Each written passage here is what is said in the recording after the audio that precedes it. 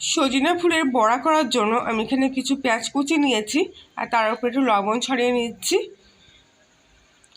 পেঁয়াজের সঙ্গে কিছু লঙ্কা কুচি দিয়েছি, সেগুলো আমি ভালো করে একটু মেখে নেব যাতে পেঁয়াজের জলটা যে আছে সেটা সহজেই বেরিয়ে আসে। এবার আমি এখানে কিছু সজনা ফুল নিয়েছি, এগুলো ভালো করে পরিষ্কার করে ধুয়ে নিয়ে গেছি। ফুলগুলো সব কিছু একসঙ্গে প্যানের মধ্যে দিয়ে দিলাম, দিয়ে আবার একটু ভালো করে মেখে নিলাম। চটকানোটার কারণ হচ্ছে যাতে পেঁয়াজের থেকে জলটা বেরিয়ে আসে। সব কিছু আমার কমপ্লিট হয়ে গেছে নোয়া। এবার আমি এখানে 3 চামচ মতো বড় চামচের বেসন নেব।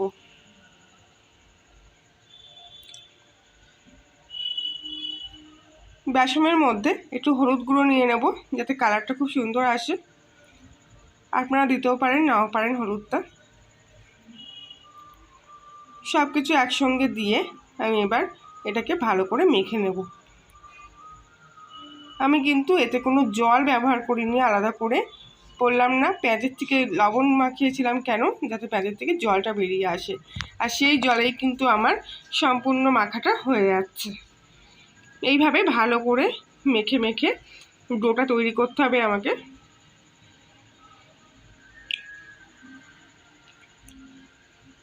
আপনারা আপনাদের প্রয়োজন মতো নেবেন, যেমন পেঁয়াজ নেবেন ঠিক সেরকমই বেসন দেবেন।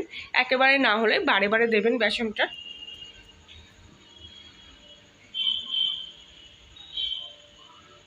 ভালো করে চেপে চেপে এটাকে মাখতে হবে যাতে সুন্দর হয় মাখাটা।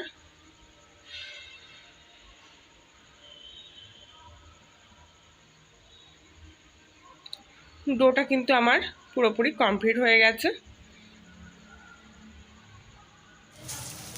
এবার আমি একটু কড়াই গরম তেল নিয়েছি, দিয়ে তার মধ্যে এটাকে সুন্দর একটা শেপ দিয়ে পেঁয়াজি আকৃতির ভেজে নিচ্ছি।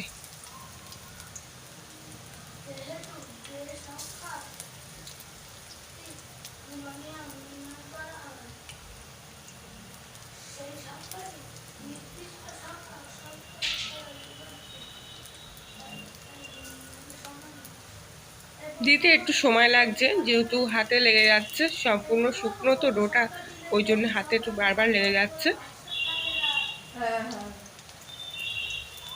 সব বড়াগুলোকে আমি ভালো করে ভেজে নেব। বড়াগুলোর এক পিঠ কিন্তু আমার ভাজা হয়ে গেছে, এবার আমি উল্টো পিঠটা ভেজে নেব। হালকা হাতে বড়াগুলোকে উল্টোতে হবে যাতে ভেঙে না যায়।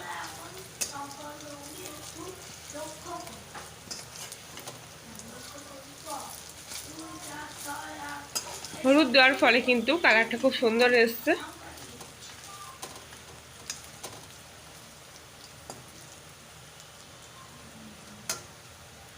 বড়াটার উল্টো পিঠ ভাজা অবধি কিছুক্ষণ অপেক্ষা করব।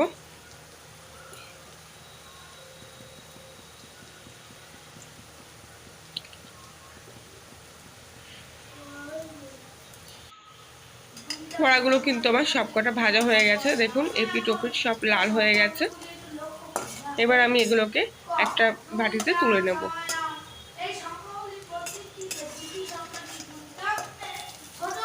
আবারও ঠিক একই পদ্ধতিতে আমি আরও কিছুটা বড়া ভেজে নিচ্ছি। বড়াগুলো কিন্তু দেখতে মনে হবে একদম পেঁয়াজি, কিন্তু এটা কিন্তু ফুলের বড়া। খেতে কিন্তু অসম্ভব টেস্টি এটা। একবার বাড়িতে নিশ্চয়ই ট্রাই করে দেখবেন, খুব ভালো লাগবে। কিভাবে কিন্তু আমার সব বড়াগুলো ভাজা হয়ে যাচ্ছে। ভিডিওটি কেমন লাগলো অবশ্যই বলবেন, ভালো লাগলে লাইক শেয়ার কমেন্ট করবেন, নতুন হলে সাবস্ক্রাইব করে পাশে থাকবেন।